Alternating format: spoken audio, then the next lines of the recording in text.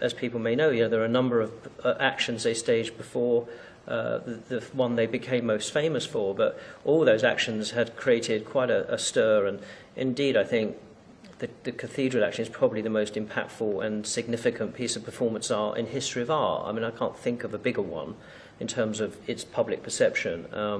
Joseph Beuys and public resonance. I mean, Joseph Beuys did a lot of great things, but I would imagine 1 in 100 people would even know who he was. Whereas now, I would have thought most of the world know who Pussy Riot were, and indeed, the fact that they're not understood in the way that we feel and they feel they should be is the reason for making the film. In many ways. And it's not a comment on its quality, but it's a comment on its impact and its place in performance art. I think is made the whole concept of performance a better known idea. So I think that's very significant. As I say, the numbers of people who would know Yves Klein or Beuys or whatever are limited. So they've expanded, I think, consciousness about what art can be to a very significant extent. Ultimately, the story was very much misunderstood, both in the West and in Russia. And I think that in the West, the misunderstanding was that, first of all, that they're a punk group, that they're a band, who get in trouble for singing a song against Putin, which is just nonsense. If they'd done it outside the church, nothing would have happened to him, to them. And you look at their other performances. They sing "Putin pissed himself" on the Red Square, and they get like a $15 fine for it.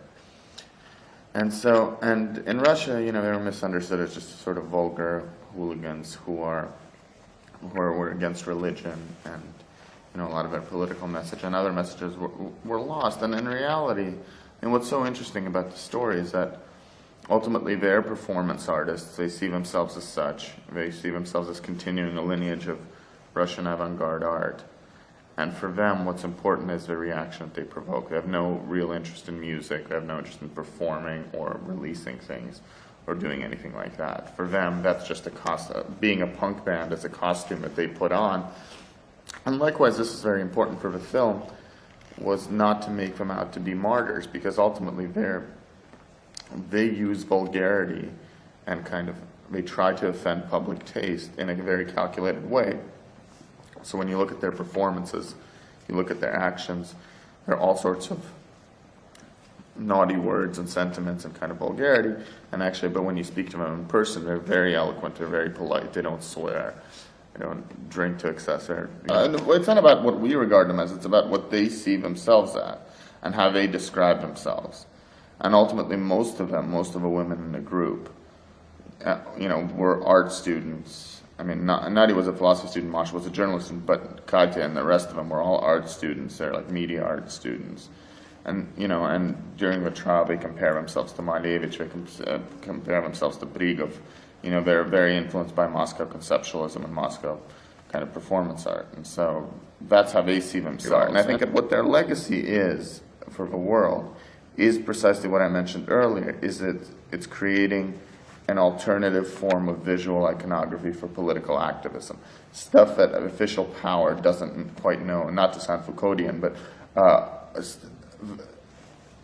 actions that the people in power don't quite know how to react to and don't quite know how to handle, because they're done on terms that are different. Well, for starters, they've reappropriated the word pussy, and to have that on the front page of the New York Post or primetime television is actually an astonishing achievement, where, and that is part of their feminist agenda, of course, and so we could start with that. We could also start with the fact that, they have actually provided an incredible sort of insight into Russian society for the rest of the world. I mean, although, of course, in some ways what they've done is misinterpreted, nevertheless, there's been this incredible focus on the sort of social struggle that is occurring in that part of the world. And I think we do sort of, I think people are looking at Russia in very different ways now, and the